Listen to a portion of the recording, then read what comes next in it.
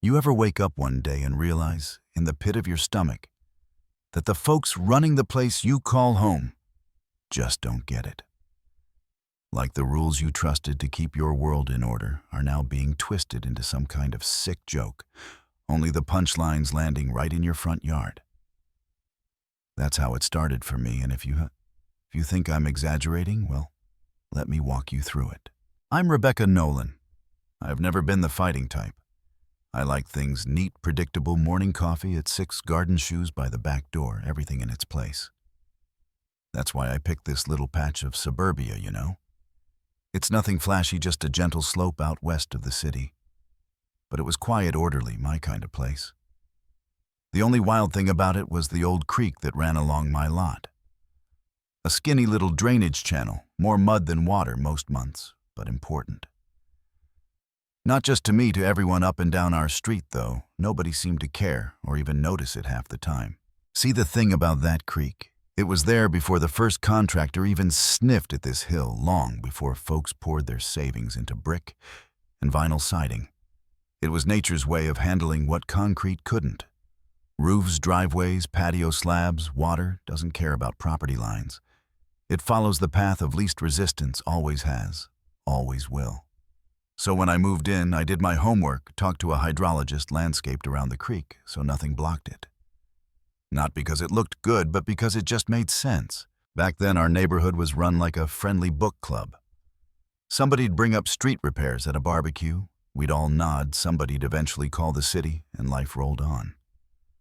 But after last year's board election, things changed fast. Suddenly, we had newsletters crammed with words like enhancement and compliance. They started mandating mailbox colors, fencing styles, and yes, my unsightly native ground cover near the creek. I laughed it off at first, then ignored the second notice entirely. Who has time for that nonsense? But then they sent out this glossy over-the-top packet about a new beautification initiative. And wouldn't you know it, the centerpiece was a plan to turn my old seasonal creek into a shallow concrete biochannel. The brochure had fancy renderings, all green grass and decorative rocks. They said it'd enhance property values, keep us safer, you name it. But to anyone who'd spent 10 minutes actually looking at our land, it was clear they were about to make a colossal mistake. I dragged myself to the next board meeting, something I hadn't done in over a year. Sat there with city code printouts and notes in hand, watching as David Caro, the new chair real estate smile and all, talked about stormwater like it was a marketing slogan, not actual water with a mind of its own. His sidekick Stephanie chimed in, all event planner pep, but not a whiff of infrastructure know-how. When I asked if any real hydrological study had been done, David smiled and said they were confident in the design. Never saw a single engineer in that room, just a whole lot of slide decks. I sent them a letter, 10 pages, photo, city code, you name it. No answer. Then one morning, I looked out my kitchen window and saw a construction crew in orange vests spray painting my yard. By lunch, they were digging up the creek bed, and by the next day, they were pouring concrete. They'd filed some generic utility permit, with the city didn't even list my address. When I called to protest, the city clerk told me if I thought it was unauthorized, I'd have to file an injunction. You ever feel invisible? That was me. So I watched powerless as my little slice of nature was replaced by a gray, sterile trench. I knew exactly what was coming. I even said as much to the board, but no one wanted to hear it. And then the rain came. Not just a little either, one of those spring storms that settles over the hills and just pours. At first I just watched heart pounding as the new channel started to fill. Except it didn't fill right. It backed up water foaming and swirling stuck at a pinch point the contractors had left at the end of my property.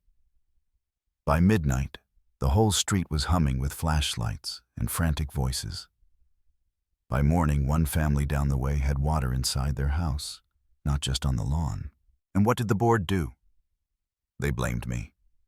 Yep.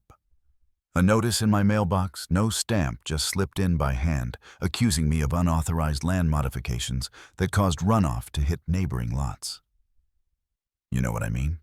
The gall. So I called Dana, my lawyer, cool as ice, 2 disputes under her belt for me already. She said they're trying to shift liability, hoping to pin it all on you.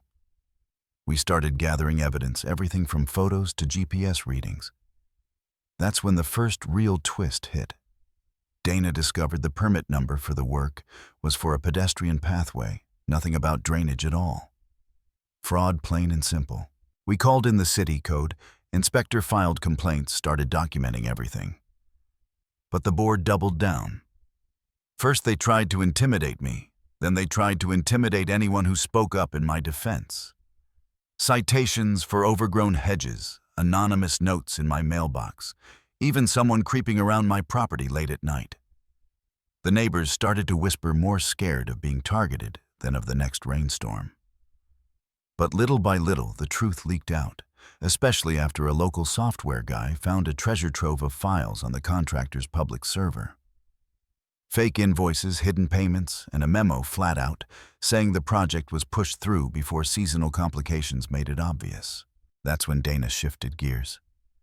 We stopped playing defense and started filing complaints, ethics, criminal, you name it. The board panicked, tried to cover their tracks. Even sent out a lawyered-up clarification letter that blamed climate events for all the flooding. But by now, the city council had caught wind. They called a hearing, and half the neighborhood showed up. I wasn't nervous, not really, just tired. I laid out my evidence dates, warnings, maps, the permit scam. The board tried to spin it, blamed weather, said they acted in good faith, but every excuse was already cross-referenced and neutralized. The city council didn't need to say much, the facts did it for them. They stripped the board of its authority over infrastructure, suspended the contractor, and brought in a real team of city engineers. You'd think I'd be out dancing in the rain, but honestly, it just felt quiet. The storms kept coming, but now, the water moved like it used to, meandering through the restored creek beds, soaking into the earth. Instead of pouring into someone's living room, the board didn't apologize. They just vanished, one resignation after another. Folks started talking again, first in cautious nods, then in actual conversations. Neighbors organized a cleanup day, and for the first time, people seemed grateful, not just for dry floors, but for truth. I never wanted a fight. I just wanted respect for the land, for process, for the idea that you can't shortcut nature just because it's inconvenient or doesn't fit the look you want. I walk my garden now, boots muddy, not worried about the next rain, not scanning the horizon for threats. I survived the process. I didn't win some war. I just outlasted the nonsense, held my ground, until the truth finally took root. So here's where I'll leave it. Was I right to stand up? Was the board just misguided, or was there something darker under the surface? Is it ever really over, or is this just the next chapter? You tell me. Drop a comment below. Who do you think was in the right, and what would you have done if the flood came for your door? Because in the end, justice isn't always loud. Sometimes it's just the water finally going where it was meant to go.